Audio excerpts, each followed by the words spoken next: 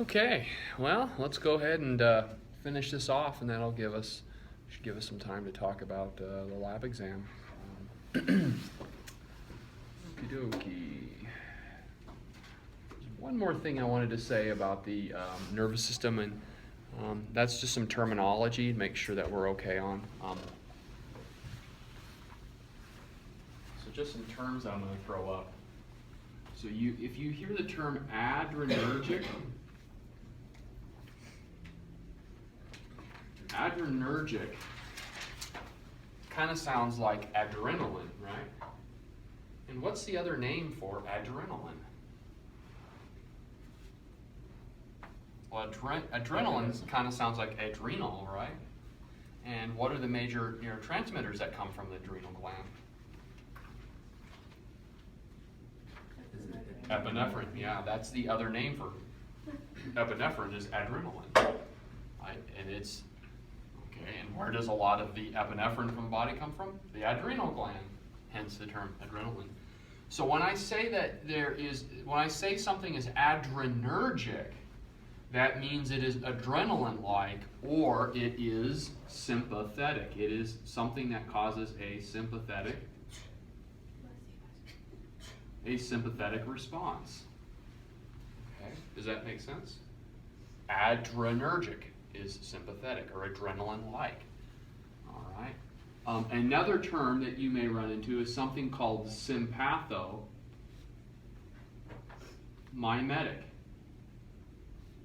That is something that mimics the sympathetic nervous system. It causes a sympathetic response.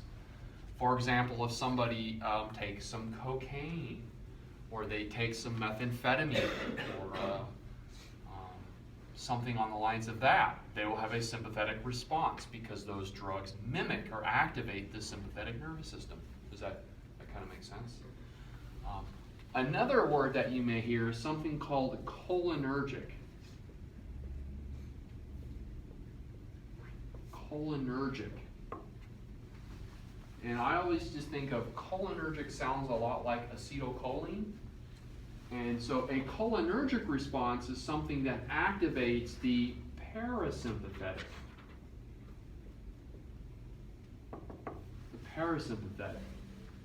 Okay, so a cholinergic response is a parasympathetic response. Anticholinergic, on the other hand, anticholinergic is something that would block the parasympathetic. Okay, something like atropine, for example. We talked about that earlier. It blocks the parasympathetic nervous system. All right, you guys okay with that? All right, good. And then you may even hear the term sympatholytic, and that means to block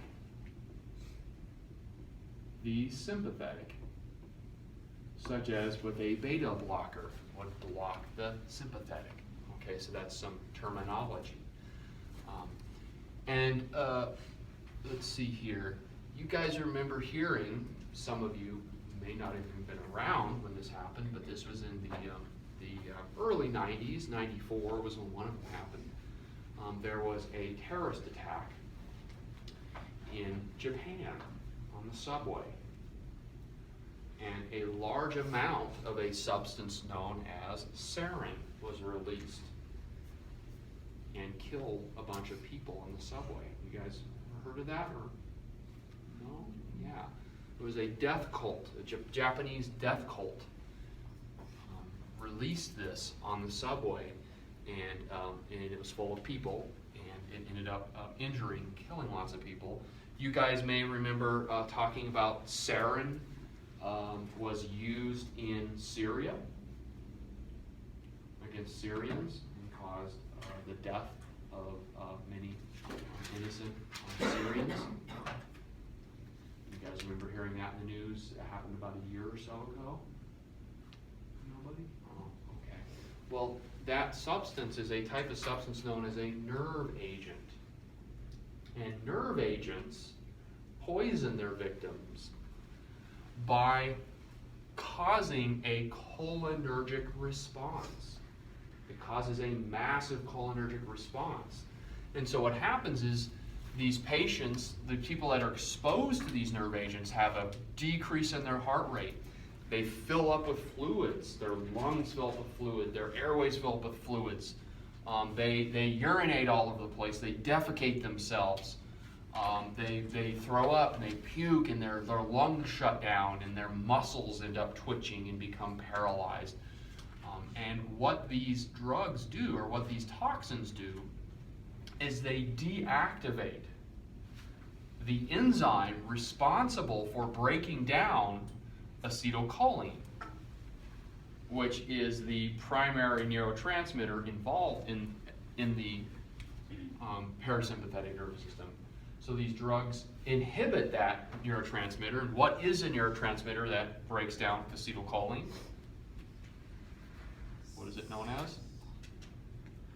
It's known as acetylcholinesterase, or ACHE. Right, that's how those drugs work, is they block the acetylcholinesterase enzyme, and then acetylcholine accumulates to toxic levels, and then you have a massive parasympathetic response that can cause death, as you might imagine. Okay, so how would we treat somebody who's poisoned? Well, we'd have to give them large doses of anticholinergic drugs like atropine to counteract the effects of the cholinergic toxicity going on. Does that kind of make sense? Sort of? All right, cool. All right, so now we're going to shift gears into something kind of totally different. And I'm not quite sure why they put this in the chapter, but we'll talk about it nonetheless. And so what we're going to talk about is memory and how memories are formed. And again, this is an area of a lot of active research. We don't have it totally nailed down. We do have some good hunches, and there's some good research, and we have a general idea of what's going on. So the general idea is as such. Sensory input, okay, comes into the body, and then that sensory input goes into an area, okay, of the brain where you have short-term memory of what's going on.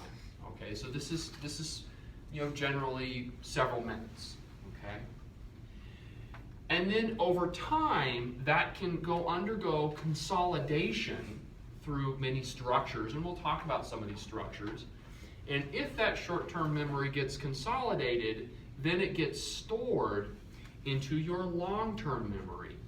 And within long-term memory, you have both secondary and tertiary memories. Okay.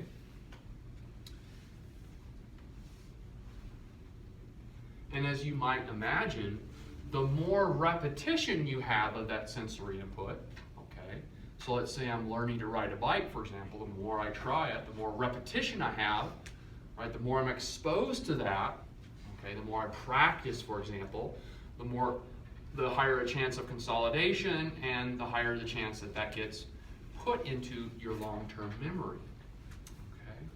For example, how many of you remember what you had to drink at dinner time 3 weeks ago?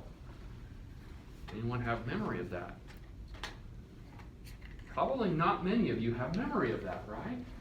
Okay. Why? Well, because it didn't get consolidated, right? It wasn't particularly important. Okay, so it only made it into short-term memory while you're eating or drinking. Oh, this soda is really good. And then it's like, well, that's not really an important fact for my life. So guess what? It got dumped, right? It got dumped.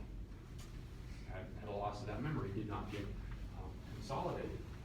However, let's say that you had something to drink, okay, a couple weeks ago.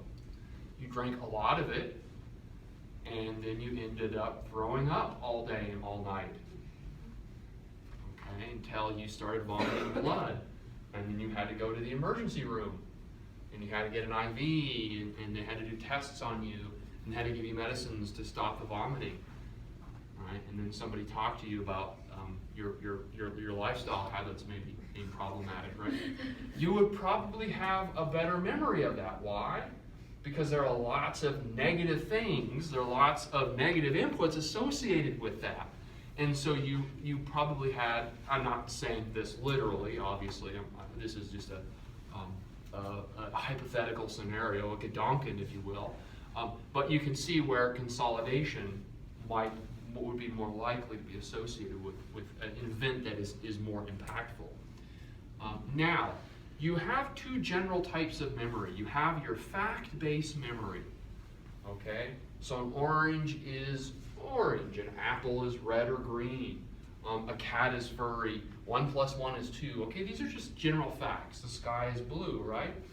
These tend to be stored within the cerebral cortex.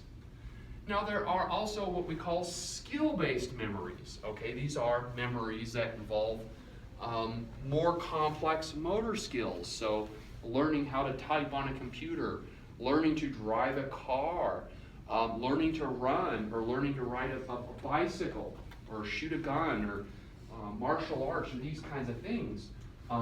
These kinds of things, not only do you have storage within the cerebral cortex, but you also have memory stored within the cortex of the cerebellum.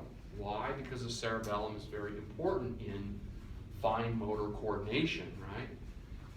So you have storage in both those areas. So some of the structures within your brain that are important in moving memories, okay, from short-term into long-term, this consolidation. 3 major areas. You have your amygdaloid body and your hippocampus.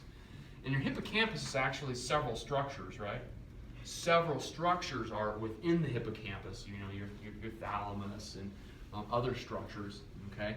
And these areas here, your amygdaloid body, okay, which includes the amygdala as well, your hippocampus, are really important, okay, in the short-term to long-term memory storage. And we know this because we can look at people that have damage to these areas, and I think I talked about this last week, that have damage to these areas where what? Where they are unable to store, okay, they are unable to take new experiences and consolidate them into long-term memory. Okay, so they only have the long-term memories that were already in place prior to their injury. Okay, the nucleus basalis also appears to be involved in this. We're not quite sure what its role is. And then, of course, the cerebral cortex, right, where you have lots of long-term memory, specifically your fact memory storage. So what are the cellular mechanisms behind memory? Well, there are 3 cellular mechanisms that the book talks about. Okay, and these are, again, this is an area that we're still trying to figure out. Okay, so this is still a lot of active discussion, research going on here. But one of them is you have an increased release of neurotransmitters in certain areas associated with forming memories. Okay, that's one mechanism. The next mechanism is you have facilitation occurring. Remember we talked about presynaptic inhibition and excitation and all that in a prior lecture. There may be some facilitation occurring at the synapse, and you may have an increase in synaptic connections as well. So all or a combination of these may be involved in forming memory, specifically taking short-term memory and putting it into long-term memory. And how do we know this? Well, we know this by looking at people that have injuries to some of these areas, first of all. And second of all, we can actually, with certain drugs, we can target some of the receptors for neurotransmitters in these areas. And I'll give you one example. Okay? There is what's known as an NMDA receptor. Okay? This is a type of glutamate receptor, and glutamate, of course, is the major. What type of neurotransmitter is glutamate? It's the major excitatory neurotransmitter. What's the major inhibitory neurotransmitter in the CNS? GABA, gamma-aminobutyric acid. What we can do is we can block NMDA receptors in the hippocampus. And when we do that, this prevents people from taking short-term memory and putting it into long-term. Okay? And one medication that does this is something called ketamine. Have you guys ever heard of that? Ketamine or Special K? And what ketamine does is when we give it to people, it produces something known as, it's what's known as a dissociative anesthetic. And so we can take somebody, we can give them a dose of ketamine, and they will appear awake. Their eyes will be open, they will respond to us, they will talk to us, they will follow commands in many cases.